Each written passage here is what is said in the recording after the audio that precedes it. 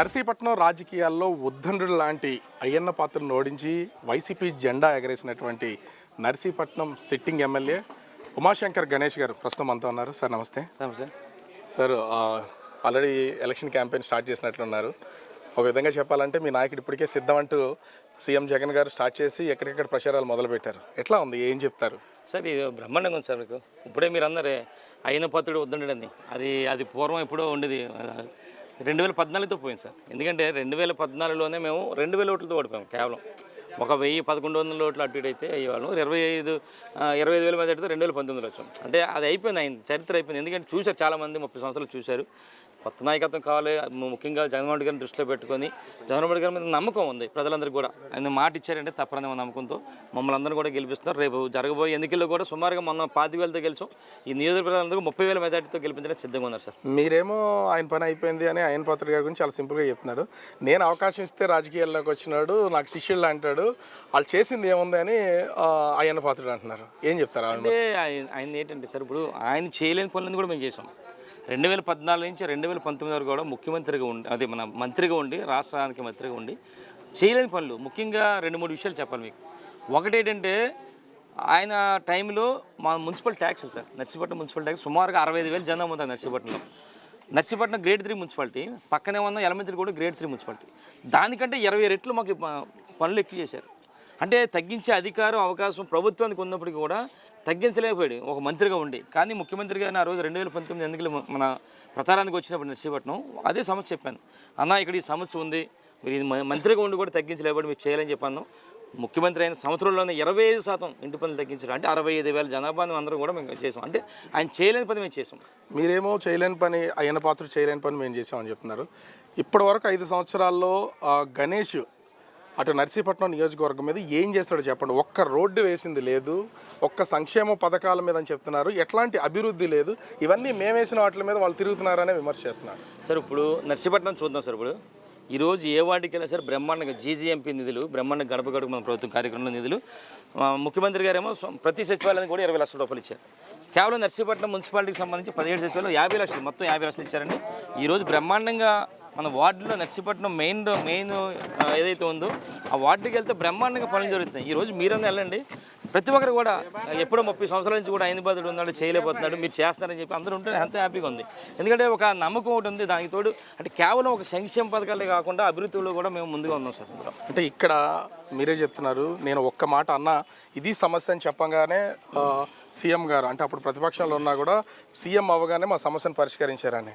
అంటే సీఎం జగన్మోహన్ రెడ్డికి అత్యంత సన్నిహితుడు ఉన్నటువంటి గణేష్ ఇప్పుడు సీట్ వచ్చినట్లయినా మీరు వరుస పెట్టి ప్రచారం చేస్తున్నారు.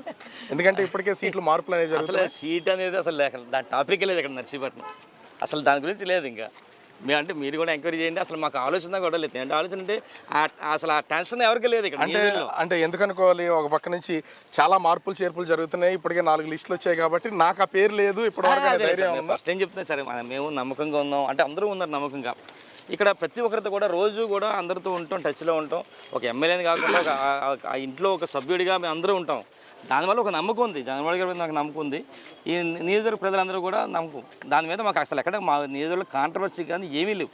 అందుకని ఫస్ట్ నుంచి కూడా ఎన్ని మార్చినా ఏది చేసినా అంటే మారుస్తున్నారంటే అంటే వేరే అవకాశం ఇస్తారు మార్చిన వాళ్ళకి సీఎం గారు. దానివల్ల కానీ ఈ మార్పు చేర్పుల వల్ల వైసీపీకి ఇబ్బందికర వాతావరణం ఉంటుందని అనిపించట్లేదు. ఎందుకంటే ఈ పార్టీకి సంబంధించినటువంటి ఎమ్మెల్యేలు, ఎంపీలు ఇప్పటికే విమర్శలు చేసుకుంటూ బయటికి వెళ్ళిపోతున్నారు కదా. మరి అట్లాంటి వాళ్ళ గురించి ఇప్పటివరకు ఉన్నటువంటి సీనియర్లే బయటకు వెళ్ళిపోతే పార్టీని ఏ విధంగా గెలుపుకెళ్తుంది అనుకుంటున్నారు? సార్ మాకు 2 years నుంచి చెప్తున్నారు సార్ సీఎం గారు.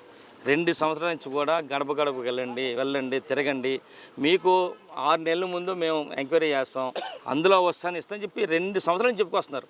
అందరం అలా తిరుగుతూ ఉన్నాం. కొంతమందికి బాగలేనప్పుడు మారుస్తారు, తప్పదు కదా సార్ అది. అందుకని మాకు 2 సంవత్సరాల నుంచి ఇప్పుడుగా చెప్పింది. సడన్గా సీఎం గారు తీసుకున్న డిసిషన్ కదా ఇది. గడప గడపకు రివ్యూలు పెట్టడం, నేను ఎన్ని రోజులు తిరిగాను, ఇంకో ఎమ్మెల్యే ఎన్ని రోజులు, మినిస్టర్ ఎన్ని రోజులు తిరిగాను, స్క్రీన్ మీద చూపిస్తున్నారు. అంటే మనం తిరగకపోతే మనం ఏం చేస్తారు సార్? అంటే మిగిలిన వాళ్ళలో ఆ మార్పు లేదు కాబట్టే ఖచ్చితంగా ఈ మార్పు అనేది ఒకటి అదొకటి అండి. రెండోది ఏంటంటే వాళ్ళకి వేరే అవకాశాలు ఇవ్వడానికి కూడా ఉన్నాయి. కొంతమంది ఎవరైనా తీసుకెళ్ళి వేరే అవకాశం. సపోజ్ ఇప్పుడు బాబురావు గారు, గొల్లబాబురావు గారు ఉన్నారు, ఆయన బ్రహ్మాండంగా గెలుస్తారు ఇక్కడ. అయినప్పుడు కూడా రాజ్యసభ ఇస్తున్నారంటే అంటే మరి ఎలా చేస్తారు? రాజ్యసభ ఇస్తారంటే గౌరవిస్తారు ఇంకోటి. అలాగే ఇప్పుడు వెళ్ళిన వాళ్ళు కానీ, బయటికి ఇవ్వలేని వాళ్ళు కానీ, సీట్లందరూ కూడా వాళ్ళందరూ కూడా అన్యాయం చేస్తున్నట్టుగా కాకుండా వారికి ఏదో ప్రమోషన్స్ అయ్యి ఉంటాయి. మీ జిల్లాకున్న ఏకైక మంత్రి ఉన్నటువంటి గుడివాడ అమర్నాథ్ గారు లాంటి వ్యక్తికే సీట్ లేదు. కానీ ఉమాశంకర్ గణేష్కి అసలు సీటు విషయంలో ఇప్పటివరకు ఎట్లాంటి ప్రాబ్లం రాలేదు, మాట్లాడలేదు. అంటే దీన్ని బట్టి చూస్తే మీరు సన్నిహితంగా ఉన్నారనుకోవాలా, అసలు ఆ స్నేహం వల్ల ఈ సీట్ వస్తుంది అనుకోవాలా? సీఎం గారికి అందరూ ఒకటే, సీఎం గారికి మేము అందరం కూడా ఒకటి, అందరం కుటుంబ సభ్యులే.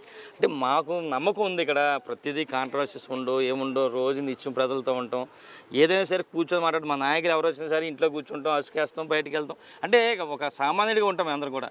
ప్లస్ ఏంటంటే మెయిన్ ముఖ్యంగా ప్రతిదీ కూడా సీఎం గారు చెప్పిన ప్రతిదీ కూడా తూచే తప్పకుండా అన్నీ కూడా చేస్తాం.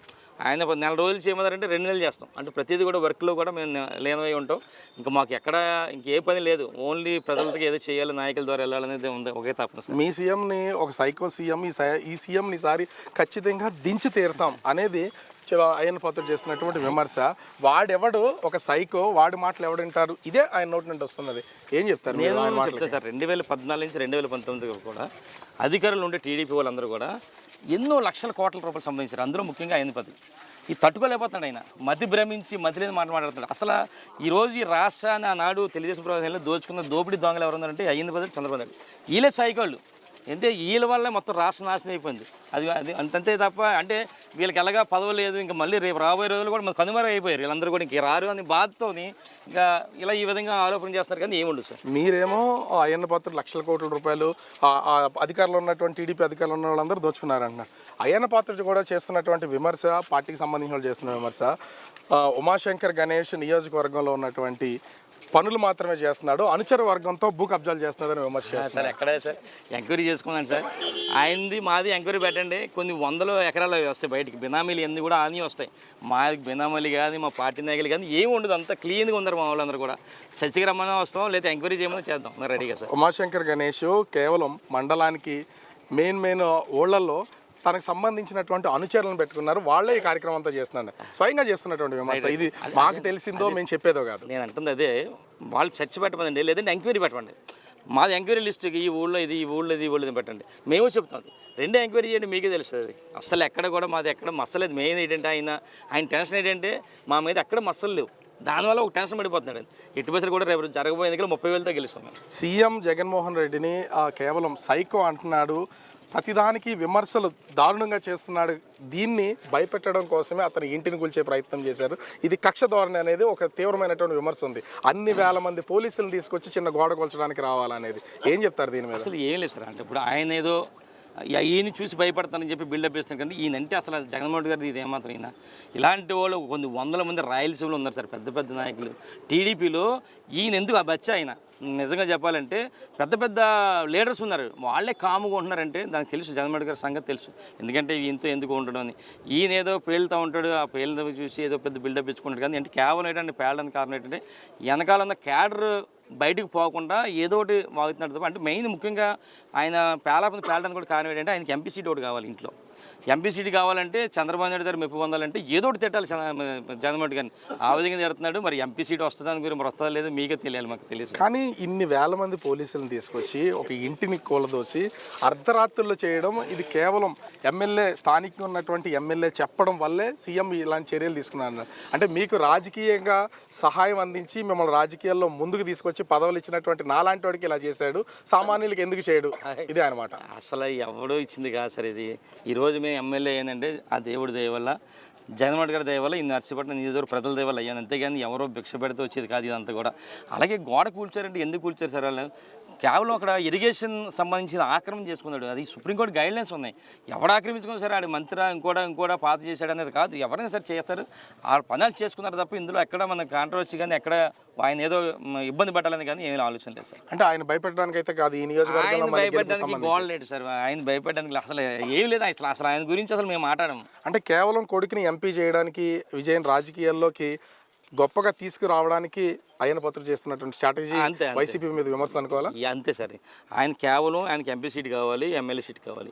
దాని గురించి స్టేట్లో నెంబర్ అయ్యన్న పాత్రుడు బ్రహ్మాండంగా తిడుతున్నాడని చంద్రబాబు నాయుడు అనుకొని ఆయనకు ఎంపీ సీట్తో పాటు ఇంకో 2-3 ఎమ్మెల్యే సీట్లు కూడా వస్తాయని ఒక ఆశతో చూస్తున్నాడు. అది నాకు తెలిసి నాకేం ఉండవు, జీరో ఆయన మొత్తం క్లియర్. ఇప్పటికే సిద్ధం సభతో ఒక గ్రాండ్ సక్సెస్ అనేది మీరు విశాఖపట్నం తగరపోల్స్లో చూశారు, వరుసగా జరుగుతూ ఉన్నాయి.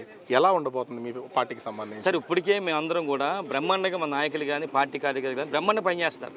ఎప్పుడైతే ఈ సిద్ధం సభ ఉందో మరింతగా ఉత్సాహం అవడానికి వచ్చింది. అందుకే ఓన్లీ పెట్టింది నాకు సభ ఏంటంటే ఓన్లీ వైఎస్ఆర్ కుటుంబ సభ్యులతోనే మీటింగ్ ఇది మొత్తం సభ కాదు. ఎందుకు నిజంగా జనసేకరణ చేయండి అంటే ఆ సభ ఎందుకు పనిచేసి సుమారుగా 10 ఇంతలో ఉంటుంది అది. అందుకని కేవలం ఇది పార్టీ వైఎస్ఆర్ పార్టీ కుటుంబ సభ్యులతో పెట్టారు. ఆ సభతోనే బ్రహ్మాండంగా మా నాయకులు అందరూ కూడా ఉత్సాహంగా ఉన్నారు. అదే ఊపుతో గ్రామాల్లో కూడా పనిచేస్తున్నారు. ఎట్టి బస్సులో కూడా జగన్మోహన్ గారు ముఖ్యమంత్రి అంటే మీరు ఇదే ఊపిని కంటిన్యూ చేయాలనే ఉద్దేశంతోనా ఈ ప్రారంభోత్సవాలు ఎక్కడెక్కడ శంకుస్థాపనలు ఇప్పుడే కాదు సార్, నేను ఒక నెల రోజుల నుంచి మేము కార్యక్రమం చేస్తున్నాం. ఇది ఎప్పటి నుంచి చేస్తున్నాం.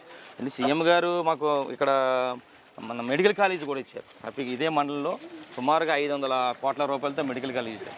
మీకు ఒక విషయం చెప్పాలి, మాట్లాడితే అయిన పత్తాడు అంటాడు 150 పడకలు తెచ్చాడు ఆయన 30 సంవత్సరాల నుంచి. చెప్పాడు ఈ 150 పడకల గురించి 30 సంవత్సరాలు చాలా చెప్పుకుంటూనే వెళ్తున్నాడు. ఇది ఇప్పుడు 630 పడకలు అంటే మేము ఎన్ని సంవత్సరాలు చెప్పి సుమారుగా 100 సంవత్సరాలు చెప్పుకోవాలి.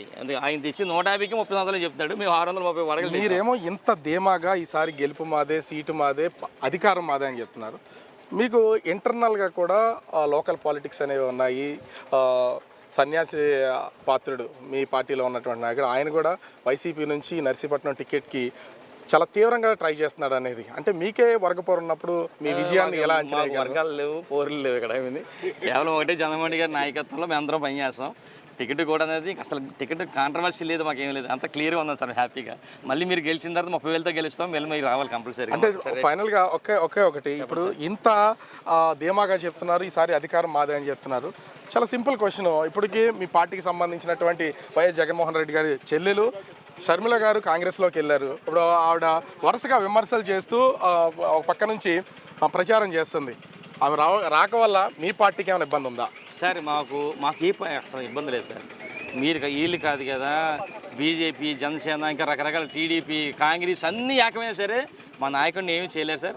మీకు సినిమా డైలాగ్ ఉంటుంది, సింగిల్గా వస్తుంది సింహం అనేది. మా నాయకుడి సింహం సార్. ఎంతమంది ఏకమైనా సరే ఏమీ చేయలేరు మమ్మల్ని. ఆవిడకి ప్రాణహాని ఉంది వైఎస్ షర్మిలకి. ఆవిడకి కేంద్ర ప్రభుత్వం గన్మ్యాన్లు ఇవ్వాలి. అది సొంత అన్నో కుటుంబ సభ్యులు చేస్తున్నటువంటి ప్రతిపాదన కాదు, మీ ప్రత్యర్థిగా ఉన్నటువంటి అయ్యన్న పాత్రుడు ఇస్తున్నటువంటి సూచన. ఏం చెప్తారు? చెప్తాం కదా సార్, అయ్యన్న పాత్రుడికి మధ్య బుర్ర పని చేయట్లేదు. ఏదో ఒకటి కాంట్రవర్సీ ఉండాలి. ఇప్పుడు వరకు జనసేన ఎంత తిరిగాడు, ఇప్పుడు మళ్ళీ షర్మిల గారు నాకోటి గురించి ఏదో కాంట్రవర్సీ చేయడం గురించి చేస్తున్నాడు తప్ప ఇంకేదేం కాదు సార్.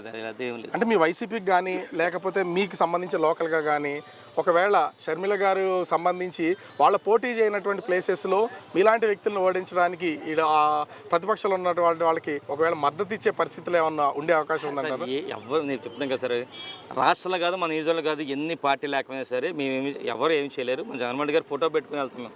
2014లో జగన్మోహన్ రెడ్డి గారు ఫోటోతో వెళ్ళాను, 2019లో వెళ్ళాను, 2020లో వెళ్తాను. ఎన్ని పార్టీ లేకపోయినా సరే మమ్మల్ని ఏమీ చేయలేదు. కానీ ఇప్పుడు అనకాపల్లి జిల్లాకు సంబంధించి మేజర్గా చూసినా కూడా ఇక్కడ జనసేన పార్టీ కూడా కొంచెం బలంగా ఉంది. రెండు పార్టీలు కలవడం, వైసీపీని ఓడించి తీరుతాం అనేది వాళ్ళకి ధీమాగా ఉన్నారు. దాని ఎఫెక్ట్ మీకు ఏముండదా సార్? లాస్ట్ టైం కూడా వీళ్ళందరూ కలిసి చేశారు సార్. లాస్ట్ టైం కూడా అందరూ కలిసి చేశారు. అన్ని పార్టీలు కలిసి చేసినప్పుడు కూడా 25,000తో గెలిచాం. ఇప్పుడు సేమ్ అదే తిరుగుతున్నారు. ఇప్పుడు కొత్తగా మళ్ళీ వెళ్ళింది ఏమీ లేదు. మళ్ళీ మాకు కావాలంటే రేపు రాబోయే రోజులు ఇంకా మాకు క్యాడర్ పెరుగుతున్నారు, ఇంకా జనం కూడా జాయిన్ అవుతారు. అది ప్రాబ్లం లేదు. అంటే లాస్ట్ టైం ఫేస్ చేసింది మళ్ళీ వచ్చింది. అంటే ఈ రోజు కూడా వైసీపీ నుంచి చాలామంది టీడీపీలో జాయిన్ అయినటువంటి పరిస్థితి. మరి మీ కింది స్థాయి నాయకత్వం చేజారిపోతున్నారు అనే ఫీల్ లేదా? లేదు సార్, మాకు ఎవరో ఒకళ్ళిద్దరు వెళ్తే వెళ్ళొచ్చు తప్ప మాకు కూడా వస్తున్నారు. మేము జాయినింగ్స్ ఉన్నాయి. రేపు రాబోయే రోజులు కూడా మరింతగా జాయినింగ్స్ ప్రతి గ్రామంలో ఉంటారు. అసలు జాయినింగ్స్ గురించి కానీ ఎక్కడే మాకు ఇబ్బంది అయితే లేదు సార్. సో మొత్తానికైతే విస్తృతంగా చేస్తున్నటువంటి మీ ప్రచారానికి సంబంధించి ఈ ఎన్నికల హడావుడి ఇదే విధంగా కంటిన్యూ అవుతుందా? కంటిన్యూ అవుతుంది సార్. ఈ నెలంతా కూడా మేము ఈ కార్యక్రమాలు చేస్తాం. నెక్స్ట్ మేనిఫెస్టో వస్తుంది, మా గౌరవ ముఖ్యమంత్రి మేనిఫెస్టో. దాన్ని బట్టి మళ్ళీ ఇంటింటికి ప్రచారానికి వెళ్తాం. ఎట్టి బస్సులు కూడా ఈరోజు జగన్మోహన్ రెడ్డి గారి నాయకత్వం ప్రతి ఒక్కరు కూడా కోరుకుంటున్నారు సార్. ముఖ్యంగా మీకు చెప్పాల్సింది అంటే ఈరోజు ప్రతి ఇంటికి కూడా ఏ ఇంటికి వెళ్ళండి సార్. మీరు మేము ఏ ఇంటికి వెళ్ళినా సరే గౌరవిస్తున్నారంటే దానికి కారణం ముఖ్యమంత్రి గారు సంక్షేమ పథకాలు. మేము పార్టీలే చూడలేదు. ఏ గ్రామంలో సరే అక్కడ టీడీపీ, వైసీపీ, ఇంకో పార్టీకి అందరూ ఇస్తారు. మీరు ఏ మహిళలను అడగండి, 100% మహిళలందరూ కూడా జగన్మోహన్ రెడ్డి గారి నాయకత్వం కోరుకుంటున్నారు. రేపు జరగబోయే ఎన్నికలు కూడా వాళ్ళ ఓటింగ్ ఎక్కువ ఉంటుంది. గత రెండు ఎన్నికలు చూసినా కూడా మీ ఇంట్లో సినీ ఇండస్ట్రీ ప్రభావం అయితే ఉంది. ఈ రానున్న ఎన్నికల్లో అటువైపు నుంచి ఏమైనా మీకు సపోర్ట్ చేయడం కానీ, ప్రచారాలు చేయడం కానీ ఇలాంటివి ఏమైనా ఉంటుందా? దాని అవసరం ఏమి లేదా? మాకు ఏం లేదు సార్. మా తమ్ముడు వచ్చాడు, ఒకసారి అన్నయ్య వచ్చారు. ప్రచారం ఏమి ఉండదు. అంటే మరి బేస్మెంట్ అయితే నేను పూరి జగన్ బ్రదర్గా బేస్మెంట్తో బయటకు వచ్చాం. తర్వాత జగన్మోహన్ రెడ్డి గారు ఆశీస్సులతో, నియోజకవర్గ ప్రజల ఆశీస్సులతో మనం వెళ్తున్నాం. రేపు జరగబోయేది కూడా సేమ్ అలాగే ఉంటుంది సార్. ఖచ్చితంగా అయితే మళ్ళీ వైసీపీ జెండా నర్సీపట్నంలో ఎగురుద్దండి. ఎగరేస్తాం 30,000తో. 2019 ఎన్నికల్లో మాకు నర్సీపట్నం స్టేట్లో మొట్టమొదటి ఎన్నికల ప్రచార సభ నర్సీపట్నం స్టార్ట్ అయింది. ఆ రోజే జగన్మోహన్ రెడ్డి గారిని చెప్పాను, అన్న మా నర్సిపల్లి స్టార్ట్ చేశారు మీరు, మేము ఇక్కడ 25,000తో జెండా ఎగరేస్తాం అని చెప్పాం. రేపు మళ్ళీ కూడా వస్తారు, 30,000తో జెండా ఎగరేస్తాం చెప్పి మళ్ళీ చెప్తాం. సో 2019కి సంబంధించి 25,000 ఓట్ల మెజార్టీ గెలిస్తే దాదాపుగా 2024 ఎన్నికలకి సంబంధించి 30,000 ఓట్ల మెజార్టీతో గెలుస్తాం, మొట్టమొదటి సీటుని జగన్మోహన్ రెడ్డికి మేమే బహుమతిగా ఇస్తామని ఉమాశంకర్ గణేష్ చెప్తున్నటువంటి పరిస్థితి అయితే కనిపిస్తుంది. కెమెరామెన్ అరుణ్తో రాజు, బిగ్ టీవీ, నర్సీపట్నం, అనకాపల్లి జిల్లా.